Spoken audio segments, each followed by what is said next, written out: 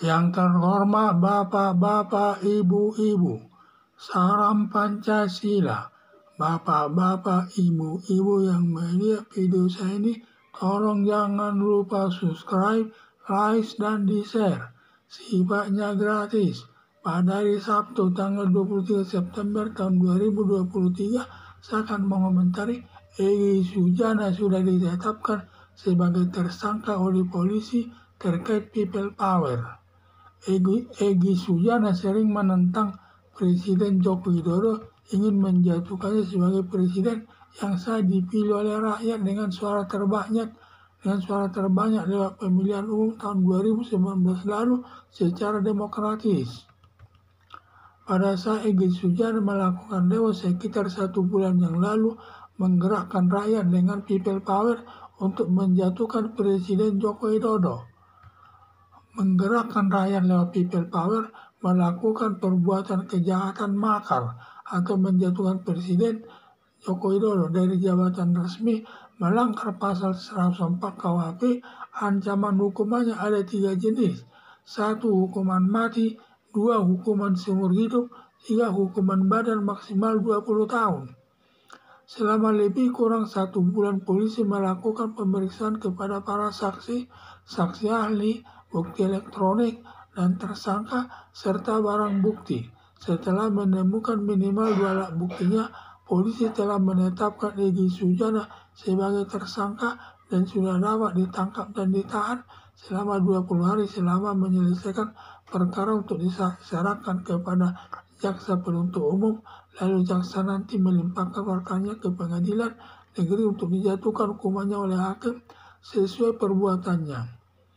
Dari 3 jenis hukuman tersebut hanya dapat dijatuhkan kepada Egy Sujana 1 jenis hukumannya, yaitu tergantung alasan pertimbangan hakim. Bila banyak unsur memberatkannya dapat dijatuhkan hukuman mati atau seumur hidup. Tetapi bila pertimbangan yang terkait unsur meringankannya banyak, maka hakim dapat menjatuhkan hukuman selama 15 tahun. Selama proses pemeriksaan diduga Egy Sujana akan ditahan oleh polisi untuk mengantisipasi Egy Sujana melarikan diri atau merusak barang bukti atau mempengaruhi saksi lain. Kalau menahan Egy Sujana sekarang cukup baik, mengingat sekarang sedang dalam kondisi kampanye yang dibutuhkan ketenangan dan ketertiban di tengah-tengah masyarakat. Harapan saya kiranya polisi segera menyelesaikan perkara Egy Sujana yang ancaman hukumannya paling berat agar nanti hakim menjatuhkan hukumannya sesuai perbuatannya sebagai pembelajaran bagi Egy Sujana untuk tidak melakukan demo-demo lagi menjatuhkan Presiden Joko Widodo.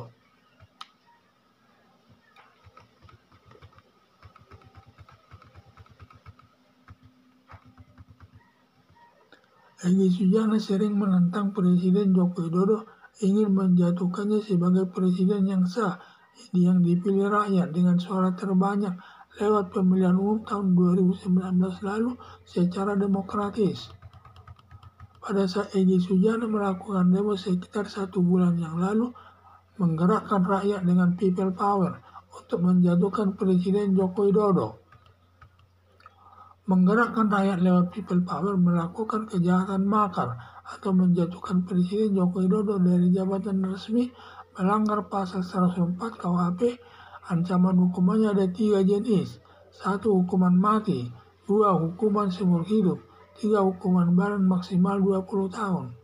Selama lebih kurang 1 bulan, polisi melakukan pemeriksaan kepada para saksi, saksi ahli, bukti elektronik, dan tersangka, serta barang bukti. Setelah menemukan minimal 2 alat buktinya, polisi telah menetapkan Egy Sujana sebagai tersangka dan sudah dapat ditangkap dan ditahan selama 20 hari pertama selama menyelesaikan perkara untuk diserahkan kepada jaksa penuntut umum. Lalu jaksa nanti melimpahkan perkaranya ke pengadilan negeri untuk dijatuhkan hukumannya oleh hakim sesuai perbuatannya.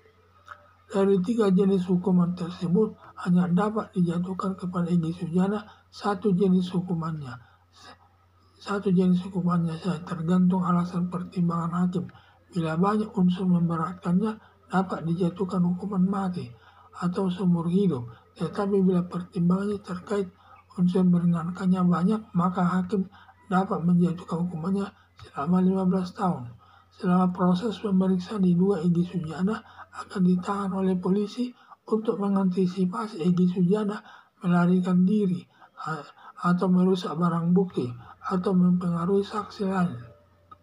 Kalau menahan Egy Sujana sekarang cukup baik, mengingat sekarang sedang dalam kondisi kampanye yang dibutuhkan keterangan ketertiban di tengah-tengah masyarakat. Harapan saya kiranya polisi segera menyelesaikan perkara Egy Sujana yang ancaman hukumannya paling berat agar nanti hakim menjatuhkan hukumannya sesuai perbuatannya sebagai pembelajaran bagi Egy Sujana untuk tidak melakukan demo lagi menjatuhkan Presiden Joko Widodo. Sekian dan terima kasih.